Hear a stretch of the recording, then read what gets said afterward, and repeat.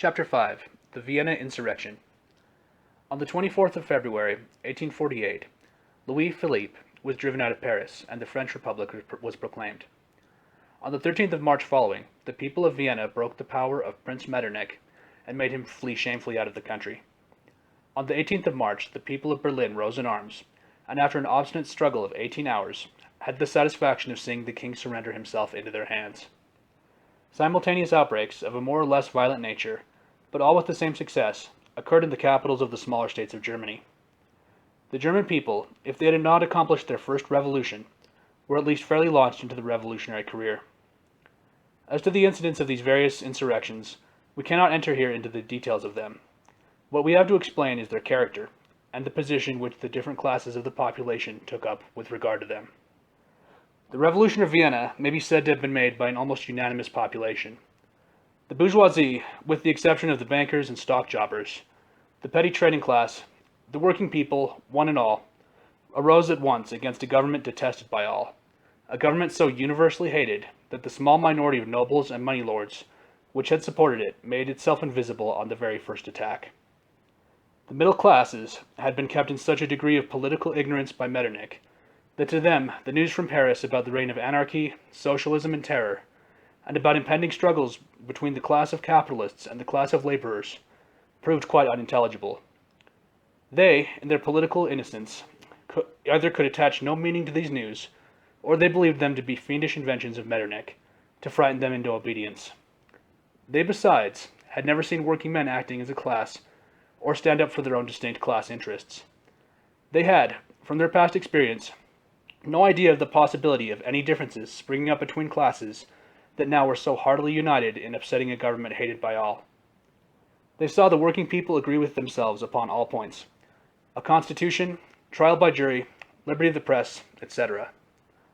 Thus they were, in March 1848 at least, heart and soul with the movement, and the movement, on the other hand, at once constituted them, the, at least in theory, predominant class of the state. But it is the fate of all revolutions that this union of different classes, which in some degree is always the necessary condition of any revolution, cannot subsist long. No sooner is the victory gained against the common enemy than the victors become divided among themselves into different camps and turn their weapons against each other. It is this rapid and passionate development of class antagonism, which in old and complicated social organisms makes a revolution such a powerful agent of social and political progress. It is this incessant, quick upshooting of new parties, succeeding each other in power, which, during these violent commotions, makes a nation pass in 5 years over more ground than it would have done in a century under ordinary circumstances.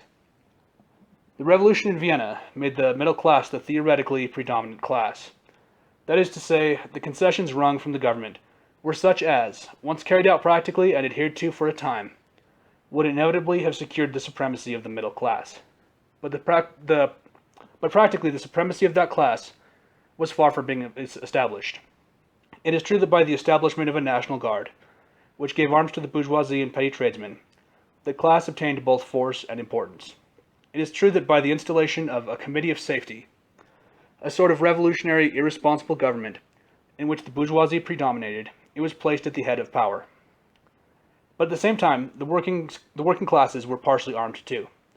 They and the students had borne the brunt of the fight as far as there had been, and the students, about 4,000 strong, well-armed, and far better disciplined than the National Guard, formed the nucleus, the real strength of the revolutionary force, and were no ways willing to act as a mere instrument in the hands of the Committee of Safety.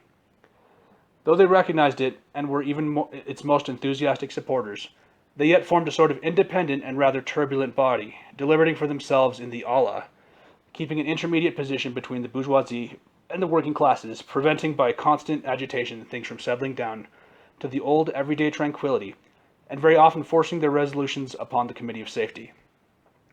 The working men, on the other hand, almost entirely thrown out of employment, had to be employed in public works at the expense of the state, and the money for this purpose had, of course, to be taken out of the purse of the taxpayers or out of the chest of the city of Vienna. All this could not but become very unpleasant to the tradesmen of Vienna. The manufactures of the city, calculated for the consumption of the rich and aristocratic courts of a large country, were as a matter of course entirely stopped by the revolution, by the flight of the aristocracy and court, Trade was at a standstill, and the continuous agitation and excitement kept up by the students and working people was certainly not the means to restore confidence, as the phrase went. Thus, a certain coolness very soon sprung up between the middle classes on the one side and the turbulent students and working people on the other. And if for a long time this coolness was not ripened into open hostility, it was because the ministry, and particularly the court, in their impatience to restore the old order of things, constantly justified the suspicion and the turbulent activity of the more revolutionary parties, and constantly made arise, even before the eyes of the middle classes, the spectre of old Metternichian despotism.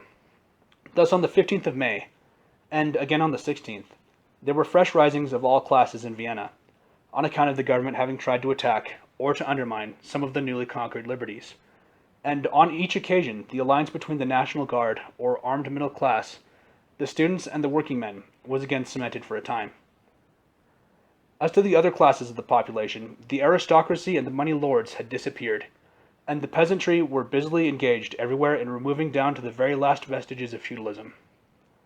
Thanks to the war in Italy and the occupation which Vienna and Hungary gave to the court, they were left at full liberty and succeeded in their work of liberation in Austria, better than in any other part of Germany. The Austrian Diet had very shortly after only to confirm the steps already practically taken by the peasantry. And whatever else the government of Prince Schwarzenberg may have been able to restore, it will never have the power of re-establishing the feudal servitude of the peasantry.